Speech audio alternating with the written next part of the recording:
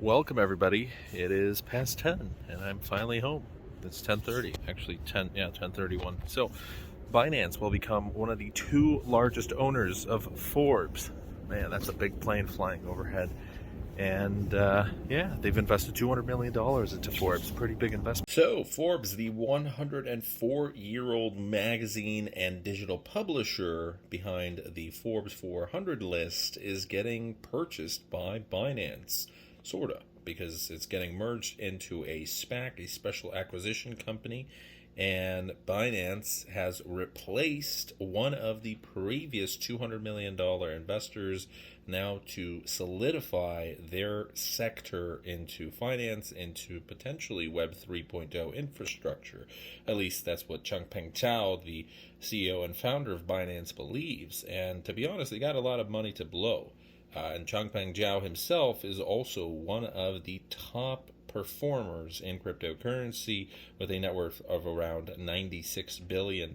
He's also one of the wealthiest people in the world.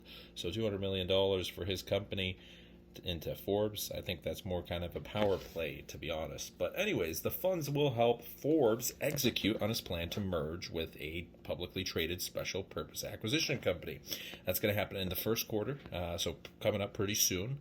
The previous commitments were from institutional investors that were announced earlier, and basically after this goes through, Binance is going to be one of the top owners of Forbes magazine, which is pretty crazy to think about. Investors have grown a little bit skeptical about SPACs in recent months because of the way the stock market's been reacting. But regardless, cryptocurrency has recovered recently, and this also shows that cryptocurrency is solidifying their position in the world. There is a real influence in the crypto sector, and Binance is just one of a handful of companies, one of these cryptocurrency exchanges that's extremely powerful. They have their war chests just full of billions of dollars to invest into other segments, and that's what they are going to be doing, because in the future, they want to get that involved in cryptocurrency as well. Forbes was founded more than a century ago by the grandfather of editor-in-chief and two-time presidential candidate Steve Forbes, and back in 2014, they sold a 95% stake to a Hong Kong-based company, Integrated Well Media,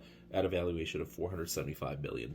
So for inflation, around $500 million. So in relation to cryptocurrency and also what this move means for the future, an insider has quoted, this is the first step into a marketplace that has really high potential when it comes to adoption of Web 3.0 based tools.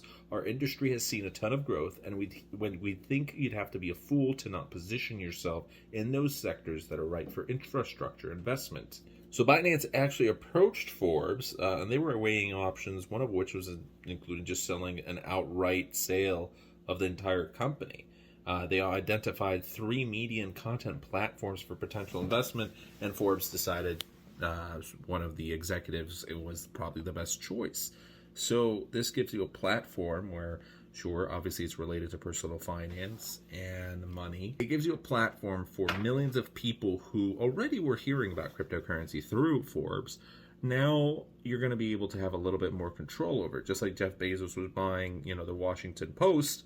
If you have control over the media, if you have control over what's being stated, you can definitely change a lot of things, especially when it comes to regulation for Binance, which I think is important.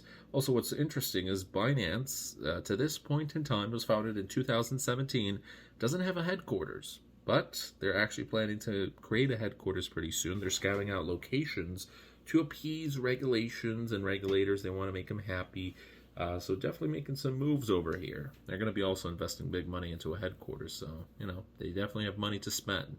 Now, what's most interesting about this is Binance actually sued Forbes for defamation, but they dropped a lawsuit a year ago.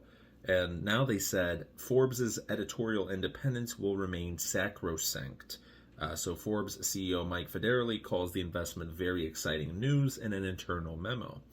And this is similar to a move of how the Applebee's CEO from a few years ago used to work for Applebee's. She wanted to become CEO. She couldn't, so she became CEO of IHOP. And then when she became the CEO of IHOP, she bought Applebee's to become the CEO of Applebee's. Forbes was making, not so nice posts about Binance, and now here you are, getting bought out by Binance. So I guess karma comes in waves. So thanks so much for watching today's video. And if you enjoyed it, have a great rest of your day. See you guys as always tomorrow. Bye.